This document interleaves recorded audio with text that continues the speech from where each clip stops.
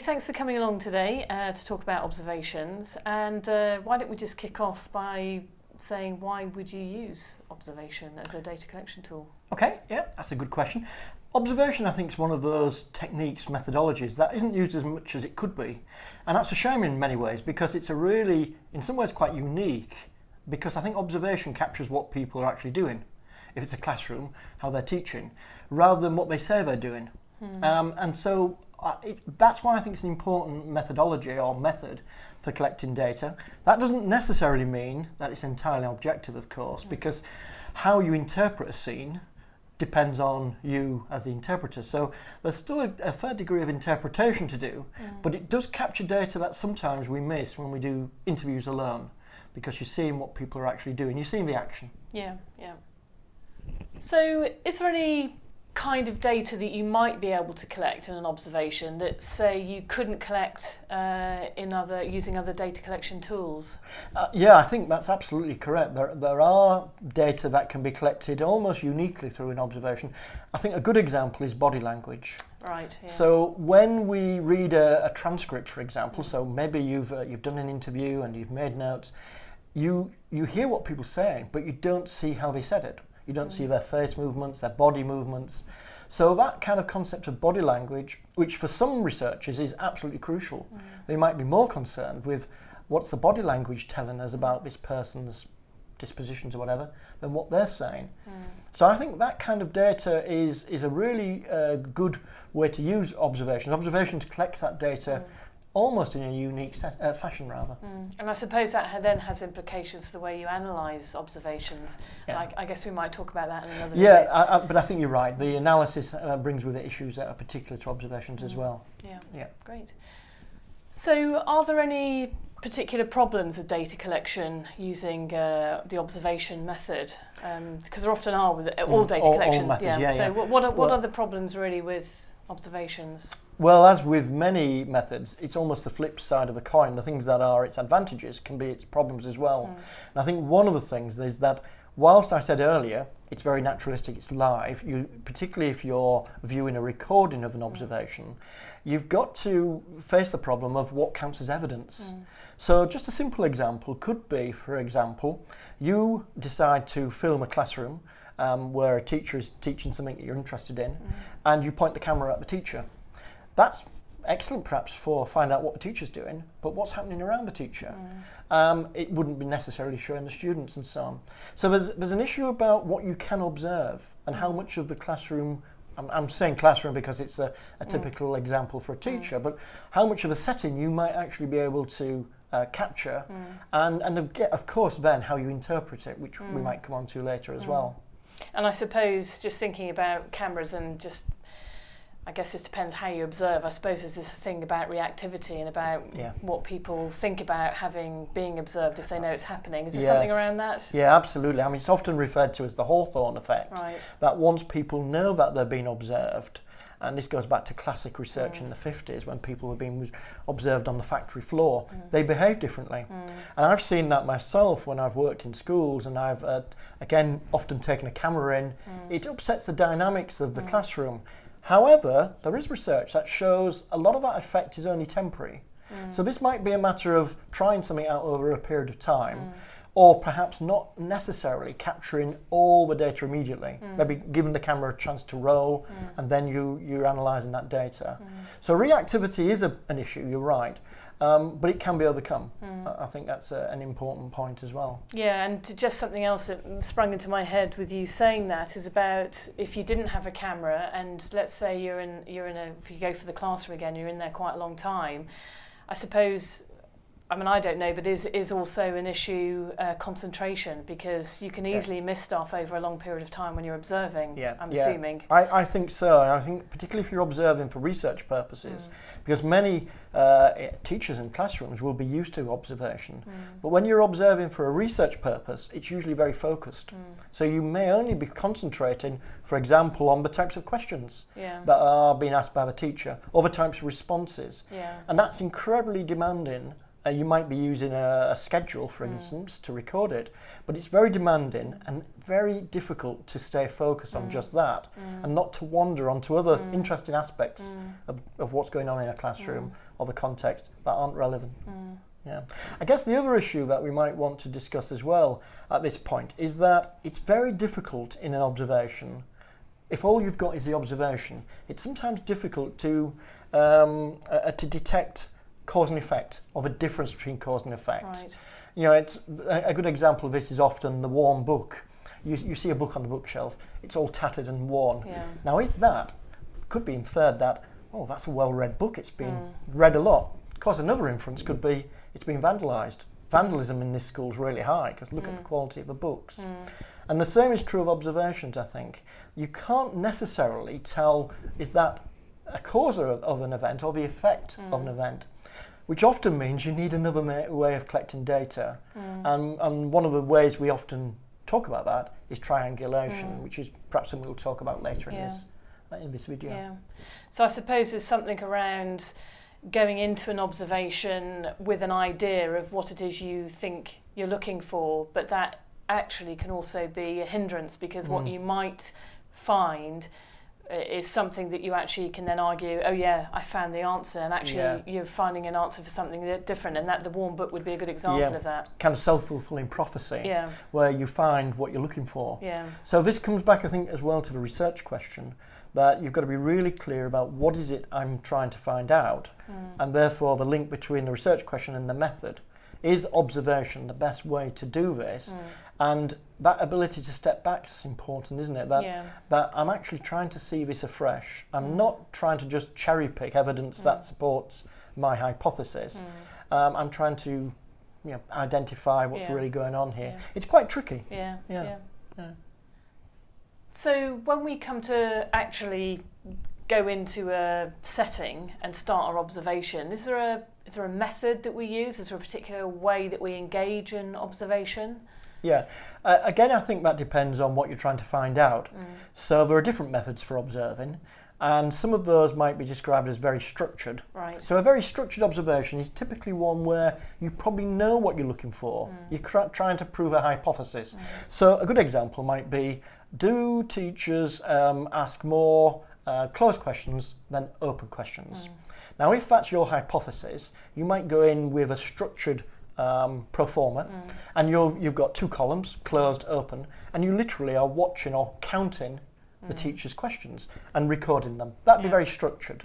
And that's because you probably already have got a fair idea what you're trying to find out. At the other extreme, if the question was very open-ended, something perhaps there hasn't been any research on or that you're not familiar with, then you might take a much more open-ended approach to observing. So if you were completely new to a class and you said, I just want to find out how this class interacts with male teachers compared to female teachers, for instance, you might decide that I'm just going to watch. I'm not going to make any presumptions about what's going on. I'm just going to sit there and watch. And that would be very unstructured, because I guess to record that, you'd either be making some notes, or you might have a video recorder. You might have some form of device that records that to go back to afterwards. So I think that's quite an important decision to make. How structured do you want your observation to be? I suppose, like you say, it depends on the research question, but there will also be consequences of that, because I would imagine probably the structured interview will take a lot of preparation, I'm assuming, in order to get the pro forma right, to know exactly what it is you're looking for. But it will make the analysis easier. But I'm imagining, conversely, would it be true to say unstructured ones don't need a lot of proper preparation, but probably harder to analyse? Absolutely. Is that true? Absolutely. I think that's a perfect summary, really, that if you're thinking of a structured interview, you're going to spend a lot longer preparing the pro forma. It should be said that there are some pro formas available, and we'll provide some of those as well, but you can find them quite easily in the internet. Things like the Flanders survey, which is a very precise survey pro forma for structured observation, where it's asking things like what happened in the first 5 minutes, the next 5 minutes. So it breaks the lesson down. We're talking here about a classroom observation. So that would take quite a lot of time to prepare if you had to make it yourself. But when you come to analyse it, it might just be numbers. You might actually just be tallying up tallies. So that's quite quick. On the other hand, the open-ended approach doesn't take any time, really, more or less. But when you come to analyse it, you're going to have a lot of written notes, or you're going to have a lot of video. So there's a trade-off, isn't there, between preparation time analysis time. And matching with a research question. Always matching with research question. You've got to be thinking, what am I trying to find out? And which of these approaches is the most appropriate? And are there any times when you might use a blend of the two, or do people tend to use either the structured or the unstructured? You can use a blend of the two, and I have done that myself really. Sometimes when I've started observing a session, a teaching session, and I've got an idea of what I'm looking for to begin with, but as the session develops, it becomes more open-ended, and I might then move about the classroom. That's something else we haven't discussed. If it's an observation, do you get involved as a participant, or do you step back? We'll come back to that separately. But then I would use two kind of formats. I would have a structured format and maybe a less structured format. So I think you can mix them, again, depending on the research question. Yeah. So in the last bit, you were just mentioning about the role of the observer, and you were saying something about how you can be a participant in that process, or more of a pure observer. Can you just explain a little bit more what you mean about that? Yeah, certainly. I think what I was referring to there is the degree to which you decide as an observer that you're part of the action or part of a setting, or the degree to which you think you're removed from it, neutral. A good example of neutral might be something like an Ofsted inspector. School inspector comes along, they don't get involved, they don't correct the children or change, or they shouldn't change the teacher's behaviour. They sit there, so-called objectively at the back, and therefore their observation is very remote. The alternative approach is a very involved, what we call a participant observer, and this can take varying forms as well, but it could even be to the extent you're working alongside the teacher, supporting students. And so you're observing in a different way. And some people would argue that's very important, because the only way you'll find out what's going on is to be part of the action. And this comes back to your position, which we've talked about in a number of these videos, but this issue of positionality. You know, what do you think your role is as a researcher, and does it matter? Some people would say, well, if you don't sit at the back, it's not objective. But that brings up the question of what we mean by objectivity. So I think in terms of observation, there are different roles. You can be totally, you might decide, I'm not going to interfere at all, I'm not going to get involved. That begs the question really, why are you there? Because with technology today, you might say, why not just record a camera, get a camera and just leave the camera on? And the alternative is the kind of observation where you are actually playing the role of a participant. It might be a student, it might be the teacher, or it might be variations of that. Yeah, okay, that's great. So throughout this discussion we've been having regarding observations, a number of times you've mentioned if you use technology, if you used a camera, etc. I think maybe we should just explore the use of technology in observations and what technology is out there and how we might use it. Yeah, certainly, yeah. I think I've referred to it because technology has moved on so much in recent years. We've got things like mobile phones, which now can be used to record excellent audio or to make videos. Students often have these devices as well, teachers have them. So whereas once technology was something you had to probably go and procure and bring into the setting, nowadays most people will have pretty good technology that they can use as part of the research process. So that's why I've referred to it. I think the other reason I've referred to technology so much is that I think observations produce a vast amount of data.